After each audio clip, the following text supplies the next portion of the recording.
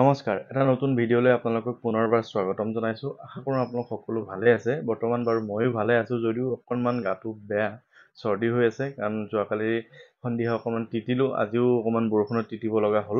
সেইকাৰণে অকণমান গাটো বেয়া হৈ আছে।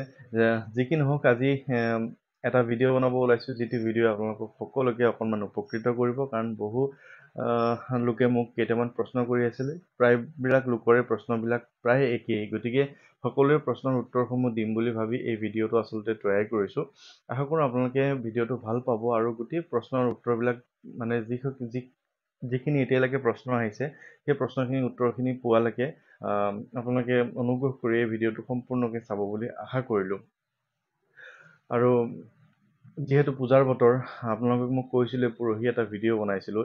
এই সময়খিনিত, নৱৰাত্ৰিৰ সময়খিনিত হনুমান চালিচাখন পঢ়িলে খুবেই ভাল। আপোনাৰ কাৰণেও ভাল, আপুনি যাৰ কাৰণে পঢ়ে বা যি মনত ভাবি পঢ়ে সেই কথাখিনি সমাধান কৰিবৰ কাৰণে এইখিনি সময় হৈছে উত্তম সময়। আচলতে এই সময়খিনিত দুৰ্গা দেৱী যিহেতু মহালয়াৰ দিনাখনৰ পৰা মৰ্ত্যলৈ নামি আহিল বুলি কোৱা হয়, আৰু প্ৰভু হনুমানজী অলৰেডি আমাৰ মাজত আছে। গতিকে এই সময়খিনি খুব ভাল সময়। আপোনালোকে এই সময়খিনিত প্ৰতিদিনে এবাৰকৈ হ'লেও হনুমান চালিচাখন পঢ়ক। আপোনালোকৰ মনৰ যিখিনি কামনা আছে সেইখিনি পূৰ্ণ হোৱাত সহায় হ'ব। আৰু মই কোনো ধৰণৰ অন্ধবিশ্বাস আচলতে বিয়পাই থকা নাই। আপোনালোকৰ প্ৰশ্নবিলাক ইয়াতো আছে, কিছুমানে অকণমান ইটিকিং কৰিও কথাবিলাক কয়। সেই গোটেইখিনি প্ৰশ্নৰ উত্তৰ দিম আচলতে। মই কোনো ধৰণৰ অন্ধবিশ্বাস বিয়পোৱা নাই। মই কেতিয়াও বলি বিধানৰ কথা কোৱা নাই মোৰ ভিডিঅ'ত। মই কেতিয়াও ডাইনী হত্যাৰ কথা এই ভিডিঅ'ত কোৱা নাই, কোনো দিন কোৱা নাই। মই খালি এটাই কৈ আছোঁ, আপোনালোকৰ মনোবল বৃদ্ধিৰ কাৰণে মই আপোনালোকক সাহস দি আছোঁ। আপোনালোকে যদি বিপদত পৰে, তেতিয়াহ'লে কোনোফালে যদি উপায় নাই, আপোনালোকে একমাত্ৰ ভগৱানক মাতক। ভগৱানে আপোনালোকক সহায় কৰিব, আপোনালোকক ৰাস্তা দেখাব, আপোনালোকক কাম কৰাৰ শক্তি দিব। সেই কথাখিনি আপোনালোকক কৈ আছোঁ।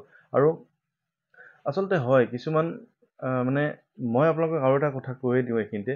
মই বাৰেপতিয়ে কৈ আছোঁ, মই কোনো ধৰণৰ জ্যোতিষী নহয়, মই কোনো ধৰণৰ বেজ নহয়, কোনো ধৰণৰ তন্ত্ৰ মন্ত্ৰ বা তান্ত্ৰিক নহয় যে আপোনালোকে মোক আপোনাৰ ডেট অফ বাৰ্থটো বা আপোনাৰ নামটো, সমস্যাখিনি কৈ দিলে মই ইয়াৰ পৰাই আপোনালোকক কিবা এটা কৰি দিম, আপোনালোকৰ সমস্যাখিনি দূৰ হৈ যাব, কাইলৈৰ পৰা আপোনাৰ সমস্যা নাথাকে। তেনেকুৱা নহয়।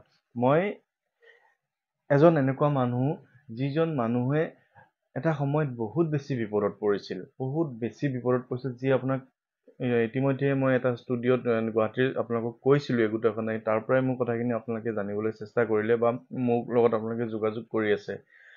সেই যেতিয়া বিপদত পৰিছিলোঁ, তেতিয়া মোক একমাত্ৰ ভগৱানে মোক সহায় কৰিছিলে বুলি মই ভাবোঁ, আৰু সঁচাকৈ সহায় কৰিছিলে।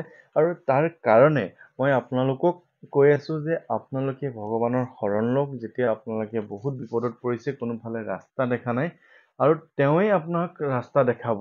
আৰু হয়, হয়তো কোনোবাখিনিত হয়তো কোনোবা এটা মানে এইটো আপোনালোকে অন্ধবিশ্বাস বুলি ভাবিব পাৰে, কোনোবাখিনিত হয়তো কিবা এটাতো আছে যে মই যদি ভগৱানক কিবা এটা কথা কৈছোঁ আপোনালোকৰ হৈ, সেই কথাটো কিন্তু তেওঁ কৰিছে বা শুনিছে যেন মোৰ অনুমান হয়, বা আপোনালোকে যিসকলে ফল পাইছে তেওঁলোকৰো চাগে অনুমান হয়। সেইকাৰণে আপোনালোকে মোৰ ভিডিঅ'বিলাক চাই মোক ভাল পাবলৈ আপোনালোকে আৰম্ভ কৰিছে। তাৰ মাজতো হয়তো দুই এটা নিগেটিভ কমেণ্ট থাকিবই, আৰু ভাল বেয়া সকলোখিনি থাকেই। কিন্তু যিসকলৰ ভাল হৈছে, তেওঁলোকেতো মোক বুজি পাইছে যে হয়, এই ল'ৰাজনে ভুল কথা কোৱা নাই বা আমাক ভুল পথে বা বিপৰীত পথে আমাক নিয়া নাই। সেই কথাটো আপোনালোকেতো জানে। গতিকে মই দেৰি নকৰি আপোনালোকৰ প্ৰশ্নখিনি উত্তৰ দিবলৈ চেষ্টা কৰোঁ। আৰু প্ৰথম আৰু সকলোতকৈ বেছিকৈ অহা প্ৰশ্নটোৱেই হৈছে যে হনুমান চালিচাখন মহিলা মানুহে পঢ়িব পাৰেনে নাই? ইয়াৰ উত্তৰটো হৈছে পাৰে।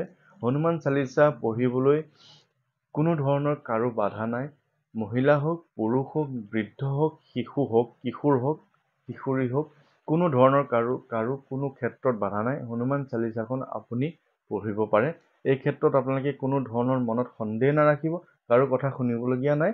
মই আপোনালোকক কৈছোঁ, হনুমান চালিচাখন আপোনালোকে পঢ়িব পাৰে, মহিলাসকলে, কোনো তাত বাধা নাই। তাৰপিছত আকৌ মহিলাসকলৰ আৰু এটা প্ৰশ্ন আহিছে যে আপোনালোকৰ যি মাহেকীয়াৰ সময়ত হনুমান চালিচাখন পঢ়িব পাৰেনে নাই? সেই কথাটো হৈছে যে সেইখিনি সময়ত যিহেতু আপোনালোকে নিজৰ ঘৰখনৰ স্থাপনাখনলৈ নাযায় আগৰ পৰাই, বা আপোনালোকে শুভ কাম কিছুমান নকৰে। গতিকে এইখিনি সময়ত আপোনালোকে হনুমান চালিচাখন পঢ়াৰ কথা মনলৈ আনিব নালাগে। এইখিনি সময়ত আপোনালোকে নপঢ়িব। আৰু যদি আপোনালোকে 7 দিন বা 11 দিনৰ যি সংকল্প লয়, এই সংকল্পৰ মাজ সময়ত আপোনালোকৰ এনেকুৱা ধৰণৰ সমস্যা আহে, তেনেহ'লে সেই সংকল্পটো সেইখিনিতে আধৰুৱা হৈ যাব। আৰু আপোনালোকে যেতিয়া আপোনালোকৰ গা ভাল হ'ব, তেতিয়া আপোনালোকে আকৌ শনিবাৰ বা মঙ্গলবাৰ দিন এটাত আপোনালোকে সংকল্প আৰম্ভ কৰিব।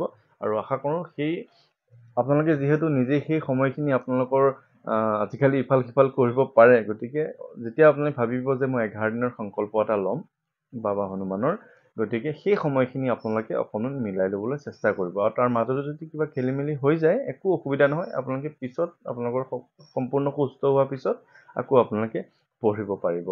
এইটো 2 নম্বৰ প্ৰশ্ন। আৰু 3 নম্বৰ প্ৰশ্নটো হ'ল যে হনুমান চালিচাখন কেতিয়া পঢ়িব, ৰাতিপুৱা নে সন্ধিয়া? ইয়াত কোনো ধৰণৰ বাধা নাই। আপুনি ৰাতিপুৱাও পঢ়িব পাৰে, আপুনি সন্ধিয়াও পঢ়িব পাৰে। আপোনাৰ যেতিয়াই সুবিধা হয়, যেতিয়া আপোনাৰ তেওঁক স্মৰণ কৰিবলৈ মন যায়, তেতিয়া আপুনি পঢ়িব পাৰে, কোনো তাত অসুবিধা নাই। আৰু সেই সংকল্প লোৱা সময়খিনিত কৈ দিছোঁ যে যদি আপুনি মঙ্গলবাৰে আৰম্ভ কৰে, মঙ্গলবাৰে যদি ৰাতিপুৱা পঢ়িছে, আপুনি বুধবাৰে বা বৃহস্পতিবাৰ তেনেকৈ কণ্টিনিউ 11 দিন 7 দিন আপুনি ৰাতিপুৱাই পঢ়িব। যদি আপুনি সন্ধিয়া আৰম্ভ কৰিছে, সেই সময়খিনি সংকল্পখিনি শেষ নোহোৱালৈকে আপোনালোকে সন্ধিয়াই পঢ়িব। ৰাতিপুৱা এদিন পঢ়ি সন্ধিয়া এদিন নপঢ়িব। আপোনালোকে তেনেকৈ পঢ়িব, যেতিয়া আপোনাৰ সংকল্পটো শেষ হৈ যাব, তেতিয়া আপোনালোকৰ ইচ্ছা অনুযায়ী, সুবিধা অনুযায়ী আপোনালোকে পঢ়িব। ইয়াত কোনো ধৰণৰ বাধাই নাই। হনুমানজী এনেকুৱা আমাৰ সহায় কৰে যে তেখেতে কোনো দিন কেতিয়াও নিবিচাৰে যেন আপুনি ৰাতিপুৱাই পঢ়ক, ৰাতিয়ে পঢ়ক। তেওঁক আপুনি স্মৰণ কৰক, বিপদত পৰিছে, আপোনাক তেওঁ উদ্ধাৰ কৰিবই। যেনেকৈ হ'লেও উদ্ধাৰ কৰিব। কিছুমান ক্ষেত্ৰত দেৰি হৈ যায়, কিছুমান ক্ষেত্ৰত অলপ সোনকালে তেওঁ উদ্ধাৰ কৰে। কাৰণ হনুমান যি হৈছে শিৱৰ 11 নম্বৰ অৱতাৰ। আৰু মহাদেৱে যেনেকৈ আমাৰ সমস্যাবিলাক খুব সোনকালে তেওঁ আমাৰ ভক্তিত সন্তুষ্ট হয়, যিহেতু তেওঁৰে অৱতাৰ হৈছে হনুমানজী, গতিকে তেওঁ ঠিক তেনেকুৱাই সোনকালে আপোনালোকৰ মনৰ আশাবিলাক পূৰ্ণ কৰে বুলি বিশ্বাস আছে।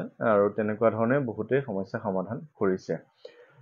তাৰপিছত প্ৰশ্নটো হ'ল আপোনালোকৰ যে হনুমান চালিচাখন আপোনালোকে কেইবাৰ পঢ়িব? এতিয়া কথা হ'ল, আপুনি হনুমান চালিচাখন নিজৰ যেতিয়া আপুনি নিৰ্দিষ্ট থাপনাখনৰ সন্মুখত পঢ়িব, আপুনি এবাৰেই পঢ়ক, তাত কোনো আপত্তি নহয়। বা আপোনালোকে 3 বাৰেই পঢ়ক, তাত কোনো ধৰণৰ অসুবিধা নাই। পৰাপক্ষত আপোনালোকে প্ৰতিদিন যদি পঢ়ে, তেনেহ'লে এবাৰকৈ পঢ়ক, কোনো ধৰণৰ অসুবিধা নাই। এবাৰকৈ পঢ়ি যাব।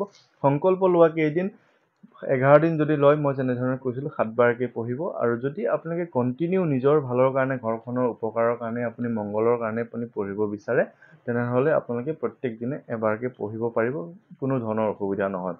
যদি আপুনি খুব বেছি বিপদত পৰিছে, খুব অসুবিধাত আছে, আপুনি সংকল্প লৈছে, তেনেহ'লে সেই সংকল্প নিয়মৰ বিধিসমূহ আপুনি পালন কৰি ধুনীয়াকৈ আপুনি 7 বাৰকৈ পঢ়িব পাৰিব। তাত কোনো ধৰণৰ আপত্তি নাই। এজন লোকে লিখিছে যে আপোনাৰ ৱালৰ পিছফালে যিখন ৰথ আছে আমাৰ, এইখিনিতে এখন মানে ডিজাইনৰ ৰথ এখন আছে, ঘোঁৰা এটা আছে, মহাভাৰতৰ যুগৰ নেকি। আচলতে এইটো এটা ইটিকিং হয়। আৰু যি কি নহওক, মহাভাৰতৰ যুগৰ নহয়, এইখন হৈছে ৱাল ষ্টিকাৰ। মই অনলাইন আনি ৱাল ষ্টিকাৰখন লগাই লৈছিলোঁ যেতিয়া এই ৱালখন পেইণ্ট কৰিছিলোঁ তাৰপিছত। গতিকে এইখন মহাভাৰতৰ যুগৰ নহয়। আপোনাৰ চাগে কিবা ভ্ৰম হৈছে, গতিকে আপুনি সেই কথা ভাবিব নালাগে দেই। তাৰপিছত আৰু এটা তেনেকুৱা ধৰণৰ প্ৰশ্ন, আপুনি অসমীয়া পঢ়িব নাজানে নেকি? তেনেকুৱা ধৰণৰ প্ৰশ্ন এটা আহিছে। কাৰণ মই হনুমান চালিচাখন আপোনালোকক হিন্দীত পঢ়ি শুনাইছিলোঁ। আচলতে মই পঢ়ি শুনাইছিলোঁ। মই হনুমান চালিচাখন পঢ়ি কেনেকৈ পঢ়োঁ মোৰ নামঘৰ ভাগত, বা মই কেনেধৰণে পঢ়োঁ সেয়া দেখুওৱা নাছিলোঁ। মই আপোনালোকক পঢ়ি শুনাইছিলোঁ কেনেকৈ পঢ়ে। গতিকে মই যেতিয়া খুব বিপদত পৰিছিলোঁ, সেই সময়ত মই হিন্দী, অসমীয়া, সংস্কৃত বা বেলেগ ভাষা মই বিচাৰি থকা নাছিলোঁ। মই দোকানখনত গৈ খালি কৈছিলোঁ কেৱল যে মোক এখন হনুমান চালিচা লাগে। তেওঁ এইখনেই দিছিলে। আৰু যিহেতু এইখন হনুমান চালিচাখন তুলসী দাসে নিজে লিখিছিলে, সেই সময়ত অকণমান হিন্দী উচ্চাৰৰ নিচিনা হয় যদিও হিন্দী সম্পূৰ্ণ নহয়। এই ভাষাটোত পঢ়িলে মোৰ মনটো ভাল লাগে। আৰু এই ভাষাটোত পঢ়িলে ছন্দখিনি মিলা যেন লাগে। যেনেকে জয় হনুমান জ্ঞান গুণ সাগৰ জয় কপীশ তিহু লোক উজাগৰ ৰাম দূত অতুলিত বল ধামা অঞ্জনী পুত্ৰ পৱন সুত নামা। শুনিবলৈ কিবা এটা ভাল লাগে নহয় জানো? গতিকে মই এইখন পঢ়োঁ আৰু আপোনালোকক অনুৰোধ কৰিছোঁ আপোনালোকে এই প্ৰশ্নটোৰ উত্তৰ দিছোঁ কি ভাষাত পঢ়িব লাগে, অসমীয়াত পঢ়িলে হয় নে নহয়। অসমীয়াতে পঢ়ে বা মই পঢ়া ভাষাটোতে পঢ়ে বা যিকোনো ভাষাত আপোনালোকে পঢ়াত কোনো ধৰণৰ অসুবিধা নাই। আপুনি যাতেই সুবিধা হয় যেনেকৈ সুবিধা হয় আপোনালোকে পঢ়িব পাৰিব। তাত কোনো ধৰণৰ কেতিয়াও কোনো বাধা নাই আচলতে। আৰু আপোনালোকৰ প্ৰশ্ন কিছুমান আছিলে, ধৰি লওক এজনে লিখিছে যে বৃহস্পতিবাৰৰ পৰা আৰম্ভ কৰিলে বেয়া হ'ব নেকি বাৰু। আচলতে হনুমান চালিচাখন পৰাপক্ষত মংগলবাৰ আৰু শনিবাৰৰ পৰা আৰম্ভ কৰা হয়। কিন্তু যিহেতু এতিয়া মহালয়া সময়খিনি চলি আছে, এতিয়া নৱৰাত্ৰি চলি আছে, আজি বৃহস্পতিবাৰৰ পৰা আপোনালোকে আৰম্ভ কৰিলেও কোনো ধৰণৰ অসুবিধা নহয়। যিকোনো বাৰৰ পৰা আপোনালোকে পঢ়িবলৈ আৰম্ভ কৰক। হনুমানজী এনেকুৱা এক শক্তি, যি শক্তিয়ে আপোনালোকক কোনো দিন কেতিয়াও বিপদত নেপেলায়। কোনো দিন তেওঁ কোৱা নাই এনেকুৱা কৰিবলৈ, এনেকুৱা কৰিবলৈ, এনেকুৱা কৰিবলৈ। এই গোটেইবিলাক নিয়ম আমি হয়তো কোনোবা মানুহে নিৰ্মাণ কৰিছোঁ যাতে আমাৰ স্তুতিটো সম্পূৰ্ণ হয়, আমাৰ ভক্তিটো সম্পূৰ্ণ হয়। কিছুমান নিয়মত থাকি ভক্তি কৰিলে আচলতে ভাল। গতিকে এনেকৈ ধৰণে নিয়ম কিছুমান কৰি ল'ব পাৰিলে ভাল। কিন্তু তেওঁ এনেকুৱা এক শক্তি, এনেকুৱা এক আমাক শক্তি দিয়ে, সেই শক্তিক আমি সদায় সন্মান কৰিব লাগে। গতিকে কোনো ধৰণৰ অসুবিধা নাই। আপুনি সোমবাৰ, মঙলবাৰ, বুধবাৰ, বৃহস্পতিবাৰ যেতিয়াৰ পৰাই পঢ়ে, আপুনি যেতিয়াই পঢ়ে কোনো ধৰণৰ অসুবিধা নাই। এজনে মোক প্ৰশ্ন কৰিছিলে বিচনাত শুই শুই পঢ়িব পাৰি নে নোৱাৰি। আচলতে ইয়াৰ উত্তৰটো এনেকুৱা ধৰণৰ হ'ব, আপোনাৰ যদি কিবা বিশেষ অসুস্থতা আছে, বিশেষ অসুবিধা আছে, আপুনি বিচনাত শুই শুই পঢ়াত কোনো ধৰণৰ আপত্তি নাই, অসুবিধা নাই। আপোনাৰ যদি কোনো ধৰণৰ অসুবিধা নাই, আপুনি এজন সুস্থ মানুহ, তেনেহ'লে আপুনি কি হনুমান চালিচাখন লৈ বিচনাত পঢ়িব আচলতে নালাগে বা নপঢ়িলেও হ'ল। আপুনি ধুনীয়াকৈ নামি লওক, চকী এখনতে বহি পঢ়ক, কোনো অসুবিধা নাই। যদি আপোনাৰ কোনো ধৰণৰ অসুবিধা আছে তেনেহ'লে আপুনি হনুমান চালিচাখন আপুনি শুই শুই পঢ়াত কোনো ধৰণৰ অসুবিধা নহয়।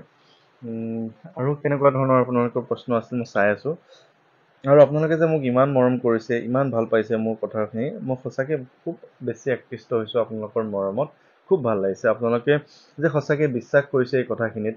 আৰু বহুতে মোক গুগল পে' নম্বৰ বিচাৰে, ফোনপে' নম্বৰ বিচাৰে। মোৰ গুগল পে' ফোনপে' চব আছে, কিন্তু মই আপোনালোকক নিদিওঁ। মোক কোনো ধৰণৰ টকা পইচাৰ প্ৰয়োজন নাই আচলতে। মই আপোনালোকৰ হৈ সেৱা নকৰিম, আপোনালোকৰ হৈ আশীৰ্বাদ নল'ম।